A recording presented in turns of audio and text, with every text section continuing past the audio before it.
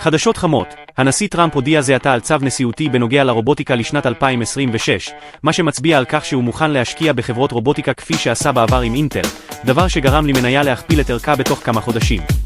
שר המסחר, לוטניק, נפגש בעצמו עם מנכ"לי חברות רובוטיקה. להלן סקירה של כל התעשייה והמניות המובילות שעליך לשים לב עליהן.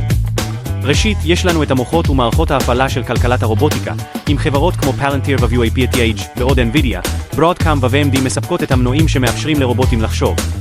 לאחר מכן, יש את שכבת ההגנה האוטונומית ב-AeroVironment, אנדס וורידיסייטי בונות ציי רחפנים UAV, התומכים ברשתות קרב אוטונומיות שמנוהלות על ידי ענקים כמו Lockheed Martin, Raytheon ו-General Dynamics.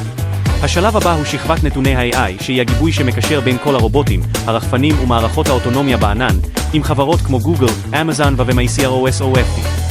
לאחר מכן יש את אמזון, שפיתחה אלפי רובוטים למחסנים, מה שהופך אותה למפעילת הרובוטיקה הגדולה ביותר בעולם, ועוד חברות כמו סימבריק ו-CRVROBOTACS מספקות פתרונות בלוגיסטיקת קמעונאות, ובסלילת הדרך ללוגיסטיקה בקצה האחרון.